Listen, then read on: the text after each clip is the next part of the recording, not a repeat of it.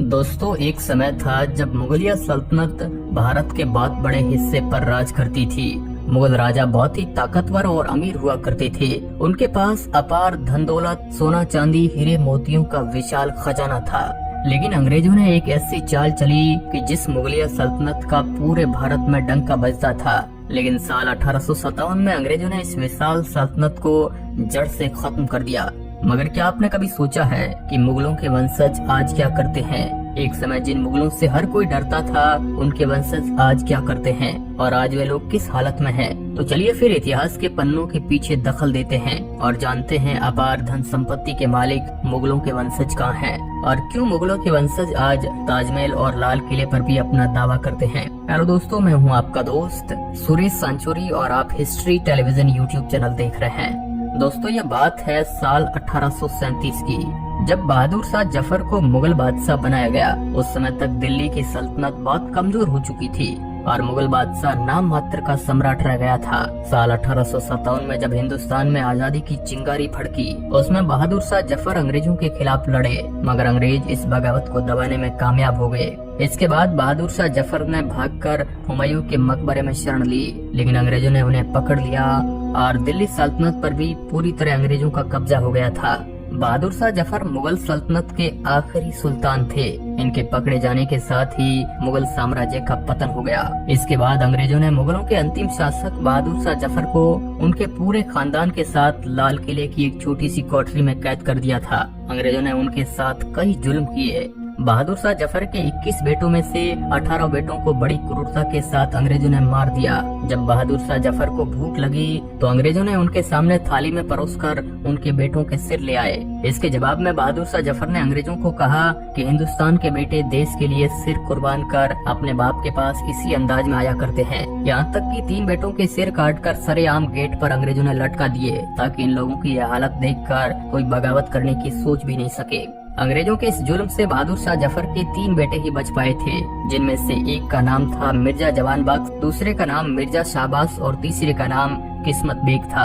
और इन्हीं 3 बेटों ने ही बहादुर शाह जफर यानी मुगल खानदान की नस्ल को आगे बढ़ाया था। अंग्रेजों द्वारा मुगलों को कुचलने के बाद बहादुर शाह जफर को म्यांमार के रंगून भेज दिया गया, जहां उन्होंने 7 नवंबर 1862 को एक बंदी के रूप में दम तोड़ दिया। वो कहते हैं ना कि समय समय की बात होती है। एक समय मुगल राजाओं की जिंदगी किसी स्वर्ग से कम नहीं थी। मुगल सल्तनत का राजा अकबर अपने समय का दुनिया का सबसे बड़ा अमीर आदमी था। उसके पास धन की कोई कमी नहीं थी। मुगल शासन जब अपने चरम पर था, तब पूरी दुनिया में कम से कम 1/4 हिस्से पर मुगलों का राज था। लेकिन मुगल साम्राज्य के पतन के बाद मुगल वंशज की हालत कुछ ऐसी हो गई कि वह दर दर की ठोकरें खाने को मजबूर हो गए। अभी जो आप अपनी स्क्रीन पर ये देख रहे हैं, इनका नाम सुल्ताना बेगम है। ये बहादुर शाह जफर के पड़ पोते की पत्नी है, जो आज की तारीख में कोलकाता के एक स्लम में रहती है। सुल्ताना बहुत मुश्किल से घर के लिए 2 वक्त की रोटी का जुगाड़ कर पाती है। उन्हें सरकार की तरफ से 6000 रुपए मिलते हैं, जिनसे उनके घर का खर्चा भी ठीक से नहीं चलता। मुगल खानदान से ताल्लुक रखने की वजह से सरकार ने इन्हें घर भी दिया था, लेकिन कहा जाता है कि कुछ लोगों ने उनसे वो सब छीन लिया। इसके बाद सुल्ताना बेगम ने चाय की दुकान चलाई, जिससे कि वे अपने घर का खर्च चला सके, लेकिन वो भी बंद हो गई। सुल्ताना कहती हैं कि हमारे स्वर्गीय पति बेदर बख्श मुझसे कहा करते थे कि हम इज्जतदार राजशाही घराने से आते हैं, हम भीख नहीं मांग सकते। दोस्तों, आज मुगलों के अंतिम राजा बहादुर शाह जफर के पड़ पोते की पत्नी की ये हालत है, जो आज एक छोटे से कच्चे घर में रहने को मजबूर है। आज सुल्ताना कहते हैं कि भारत सरकार ताजमहल, लाल किला, शालीमार गार्डन जैसी जगहों से करोड़ों पैसे कमाती है। मुझे जीने भर का तो आसरा मिल ही सकता है, जिससे मैं अपनी बाकी की जिंदगी शांति और चैन से बिता सकूं।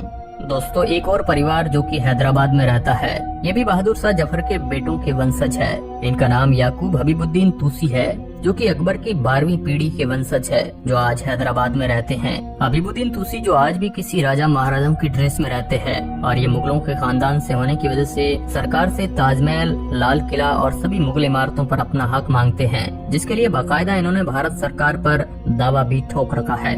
हबीबुद्दीन तूसी के ताजमहल के साथ भी फोटोज आप देख सकते हैं। साथ ही ये मुगलों के बेशुमार खजाने में भी अपने हिस्से की मांग करते हैं। कहा जाता है कि इन्हें नेताओं की तरह सिक्योरिटी भी मिली हुई है और समय समय पर ये राजनीति में भी बयानबाजी करते रहते हैं। निजाम उस्मान अली के वंशज। दोस्तों, अगर अमीर राजाओं की बात हो रही है और हैदराबाद के आखिरी निजाम का नाम न आए, ऐसा तो हो ही नहीं सकता है। हैदराबाद के आखिरी निजाम उस्मान अली को अपने समय का सबसे अमीर शख्स माना जाता है। आसफजाही वंश के इस निजाम के पास अपार खजाना मौजूद था। खजाने के अलावा इनके पास दक्षिण की कई हीरों की खानों पर उस्मान अली का अधिकार था। उस समय दुनिया में बेशकीमती हीरे सिर्फ और सिर्फ हैदराबाद से जाते थे। निजाम के पास पैसों की कोई कमी नहीं थी, लेकिन वह कहते हैं ना कि हर किसी का टाइम आता है। आपको लग रहा होगा कि अपने समय के दुनिया के अमीर निजाम के वंशजों के पास आज पैसों की कोई कमी नहीं होगी, वो लोग आज भी ऐशो आराम की जिंदगी जी रहे होंगे, लेकिन ऐसा बिल्कुल नहीं है। हैदराबाद के आखिरी निजाम के पोते मुकर्रम जहां मौजूदा समय में तुर्की के इस्तांबुल शहर में एक छोटे से फ्लैट में रहते हैं। मौजूदा समय में मुकर्रम और उसके कुछ अन्य भाई अपने परिवार की संपत्ति को भारत सरकार से मांगने में लगे हैं। हालांकि आजादी के समय हैदराबाद के निजाम ने भारत में मिलने से इनकार कर दिया था और उन्होंने पाकिस्तान में विलय की घोषणा कर दी थी, लेकिन सरदार वल्लभ भाई पटेल के कड़े रुख के बाद इन्हें भारत में मिला दिया गया। लेकिन उस अमीर राजा के वंशजों की आज ये हालत है, जो एक छोटी सी घर में रहने को मजबूर है। टीपू सुल्तान के वंशज। दोस्तों, टाइगर ऑफ मैसूर के नाम से प्रसिद्ध टीपू सुल्तान ब्रिटिश सरकार के विरुद्ध आवाज उठाने वाले भारत के पहले राजा थे। टीपू ने 18 वर्ष की उम्र में अंग्रेजों के विरुद्ध पहला युद्ध जीता था। टीपू सुल्तान मैसूर के राजा थे, लेकिन उन पर मुगलों का हाथ था। तारीख 4 मई 1799 को 48 वर्ष की आयु में कर्नाटक के श्रीरंगपटना में टीपू सुल्तान की अंग्रेजों द्वारा बड़ी क्रूरता के साथ हत्या कर दी। टीपू सुल्तान की मृत्यु के बाद सारा राज्य अंग्रेजों के हाथ आ गया। टीपू के पास 90,000 सैनिकों की एक विशाल सेना थी और करीब 3 करोड़ की अपार धन संपत्ति थी। कहा जाता है कि जितना खजाना टीपू के किले में था, उससे कहीं ज्यादा इन्होंने जमीन के अंदर गाड़ रखा था।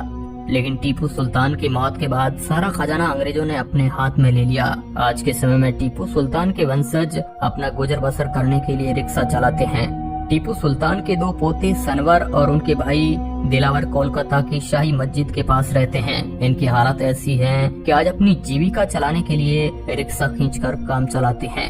दिन में करीब 300 से 400 रुपए बड़ी मुश्किल से कमाते हैं। कोई सोच भी नहीं सकता है कि जिनके पूर्वज इतने ज्यादा अमीर थे, उन्हें आज अपना घर चलाने के लिए दर दर की ठोकरें खानी पड़ रही है। किस तरह दोस्तों, जो मुगल कवि अपने समय के सबसे अमीर राजा हुआ करते थे, जिनके सामने दुनिया की कोई भी सल्तनत एक बार तो नहीं टिक सकती थी, लेकिन अंग्रेजों ने उन्हें धोखे से उनके पूरे साम्राज्य को ही जड़ से मिटा दिया। अगर अंग्रेजों की गंदी चाल इन पर नहीं चलती तो आज मुगलों के वंशजों की हालत ये नहीं होती। समय बड़ा बलवान होता है जो हर किसी को पलट देता है। हालांकि दोस्तों, इसके उलट कुछ राजा आज भी ऐसे हैं जो आज भी उसी अंदाज से रहते हैं जिस तरह उनके पूर्वज रहा करते थे। आज भी उनके पास धन संपत्ति की कोई कमी नहीं है। आज भी वो लोग शाही घराने में रहते हैं। अगर आप ऐसे राजाओं के बारे में वीडियो देखना चाहते हैं तो कमेंट बॉक्स में पार्ट 2 जरूर लिखिएगा। हम इस टॉपिक पर वीडियो जरूर लाएंगे। तो दोस्तों, अब आप क्या सोचते हैं इस मुद्दे पर जरूर बताएं। वीडियो के अंत तक बने रहने के लिए आपका बहुत बहुत धन्यवाद।